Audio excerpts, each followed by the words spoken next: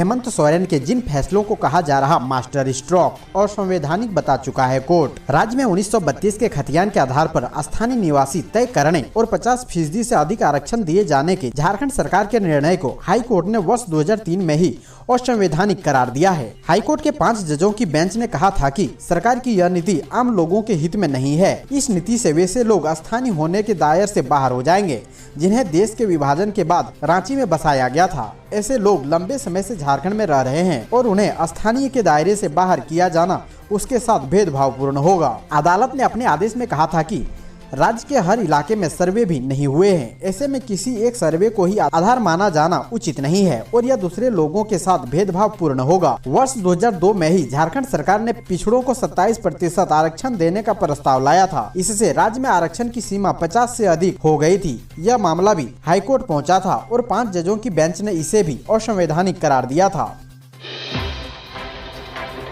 हेमंत सोरेन ने कहा, तिरंगा की तरह हिंदी बने देश की पहचान। मुख्यमंत्री हेमंत सोरेन ने लोगों से तिरंगा की तरह ही हिंदी को देश की पहचान बनाने के लिए संकल्प लेने का आह्वान किया है। उन्होंने कहा कि देश में विभिन्न भाषा संस्कृति के लोगों ने तिरंगा को अपनाया है, उसी प्रकार हिंदी भाषा भी अपनाई जाए। तिरंगा की एक भाषा है, हम सब भारतीय हैं। वे बुधवार को प्रोजेक्ट भवन में हिंदी दिवस पर आयोजित कार्यक्रम में बतौर मुख्य अतिथि बोल रहे थे। कार्यक्रम का आयोजन कार्मिक प्रशासनिक सुधार व राजभाषा विभाग के तत्वाधान में किया गया था। मुख्यमंत्री ने कहा कि हमारा प्रयास है कि राज्य सरकार का पूरा सिस्टम हिंदी भाषा अपनाते हुए कार्य करें। देश और दुनिया में प्रतिस्पर्धा के इस दौर में भाषाओं पर बहुत बड़ा आघात पहुंच रहा है। खुद को स्थापित करने के लिए लोग भाषाई आघात को बर्दाश्त कर रहे हैं। भाषा को लेकर देश में विभिन्न माहौल दिख रहा है। कई भाषा सांस्कृतिक समुदाय विलुप्त हो रहे हैं। ऐसे में आने वाले समय में हिंदी भाषा में हो रहे अतिक्रमण को रोकना आवश्यक है। ऐसा न हो कि हिंदी भाषा को संरक्षित करना भी चुनौती बन जाए। उन्होंने मुख्यमंत्री होने के नाते भरोसा दिलाया कि हिंदी भाषा पर अतिक्रमण नहीं होने देंगे।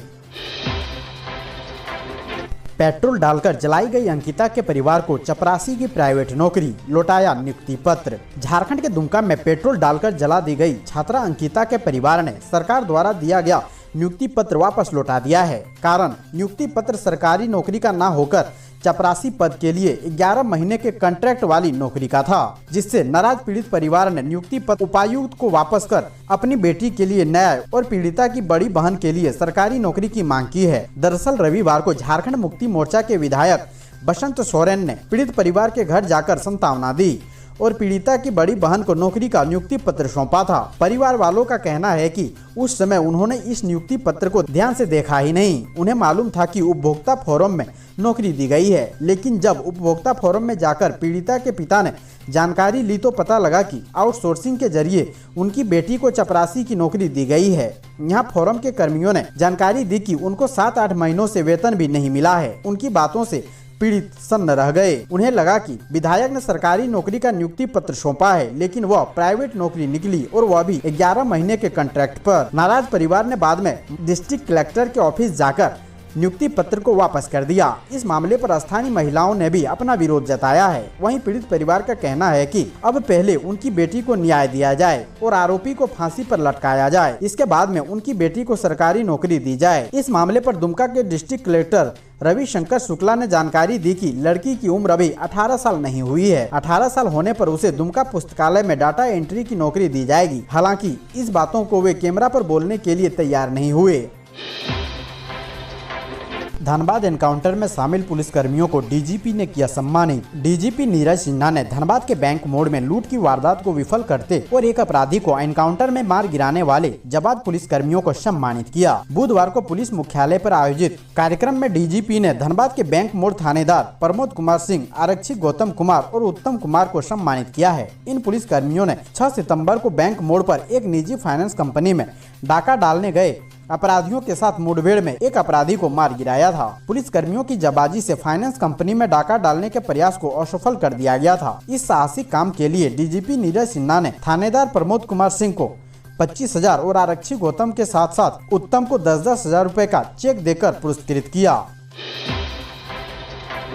लंपी वायरस का देवघर, हजारीबाग के साथ ही रांची के 7 प्रखंडों में फैला संक्रमण, 4 मौत। कई राज्यों में कोहराम मचा रहे लंपी वायरस का आतंक झारखंड में भी बढ़ता जा रहा है। देवघर व हजारीबाग के साथ रांची के 7 प्रखंडों नगड़ी, चान्हो, मांडर, लापुंग, उरमांझी, सोनाहातू व राहे में वायरस फैलने की आशंका है। इन क्षेत्रों में कई मवेशी बीमार हैं। बीते 4 दिनों में लंपी स्किन डिजीज से संक्रमित 4 मवेशी की मौत हो चुकी है। 3 दिन पहले चान्हो में जहां सबसे पहले एक बछड़े की मौत हुई थी, मंगलवार को उसी क्षेत्र में एक गाय ने जान गंवा दी। वहीं एक और गाय की स्थिति काफी खराब है। बुधवार को मांडर में भी 2 गाय की मौत हुई है। मांडर में करगे पंचायत निवासी शुभान अंसारी एवं नगरा पंचायत बरटोली निवासी जमाउद्दीन के गाय के भी मरने की सूचना है। हालांकि जिला पशुपालन पदाधिकारी डॉक्टर अनिल कुमार ने बताया, मांडर में एक ही गाय की मौत हुई है। वह लगभग 1 सप्ताह से बीमार थी। किसान उसका इलाज क्विक से करा रहे थे।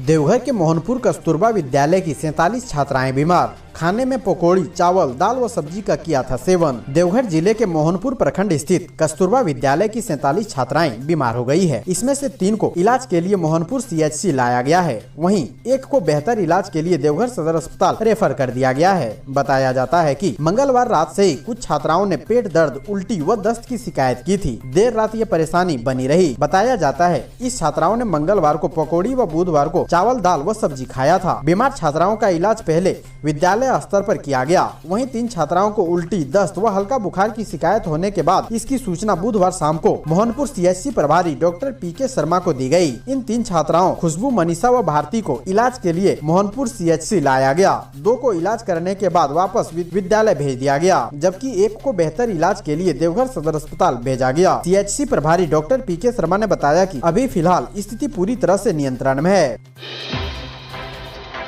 झारखंड में अजीम प्रेमजी करेंगे 3000 करोड़ का निवेश। सरकार ने 150 एकड़ जमीन की दी मंजूरी।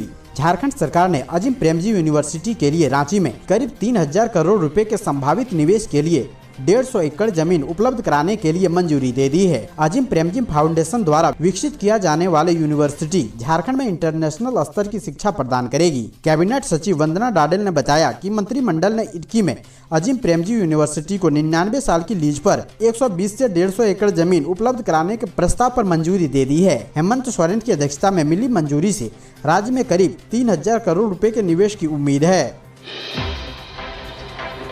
2 दिनों तक राज्य में बारिश के आसार, वज्रपात की आशंका को लेकर अलर्ट। झारखंड में गुरुवार को भी अच्छी बारिश के आसार हैं। मौसम विभाग की ओर से मेघ गर्जन और वज्रपात को लेकर अलर्ट जारी किया गया है। मौसम विभाग के अनुसार कई जिलों में बारिश के साथ वज्रपात होने की संभावना जताई गई है। वर्षापात और वज्रपात लेकर अलर्ट जारी कर दिया गया है। मौसम विभाग ने लोगों से सतर्क रहने की अपील करते हुए सुरक्षित स्थान पर शरण लेने, बिजली के खंभों से दूर रहने और पेड़ के नीचे न खड़े होने की सलाह दी है। मौसम विभाग के अनुसार राजधानी रांची समेत आसपास के इलाकों में अगले 48 घंटों तक बारिश की संभावना है। इसके साथ ही मौसम ठंडा बना रहेगा और ठंडी हवाएं चलती रहेगी। इस दौरान राज्य के कई जिलों में बारिश के साथ वज्रपात की आशंका बनी हुई है। झारखंड के सबसे बड़े अस्पताल रिम्स में नवजात के लिए नहीं है पर्याप्त वेंटिलेटर। बिना इलाज लौट रहे बच्चे। रिम्स में नवजात बच्चों की जान बचाने के लिए पर्याप्त वेंटिलेटर नहीं है।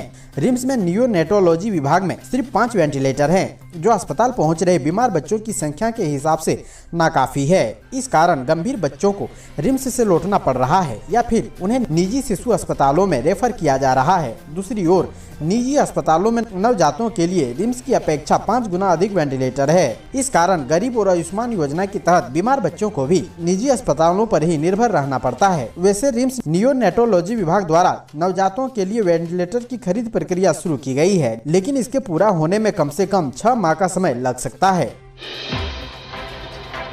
झारखंड दल बदल मामला। बाबूलाल मरांडी को कोर्ट के समक्ष तथ्य लाने की मिली अनुमति। जाने कब होगी अगली सुनवाई। झारखंड हाईकोर्ट के जस्टिस राजेश शंकर की अदालत ने स्पीकर ट्रिब्यूनल के दल बदल मामले को बिना गवाही व बहस सुने फैसला सुरक्षित रखने को लेकर दायर याचिका पर सुनवाई की। अदालत ने प्रार्थी बाबूलाल मरांडी व झारखंड विधानसभा अध्यक्ष का पक्ष सुना। इसके बाद प्रार्थी का आग्रह स्वीकार करते हुए आइए याचिका के माध्यम से सारे तथ्यों को रिकॉर्ड पर लाने की अनुमति दी। सुनवाई के दौरान अदालत ने प्रार्थी से कहा कि आप जो कह रहे हैं वो आपकी याचिका में दर्ज नहीं है। याचिका के बाहर के तथ्यों को आप सुनवाई में क्यों रख रहे हैं। इस पर प्रार्थी ने याचिका में सारे तथ्यों को जोड़ने के लिए अदालत से अनुमति देने का आग्रह किया। अगली सुनवाई के लिए अदालत ने 22 सितंबर की तिथि निर्धारित की है।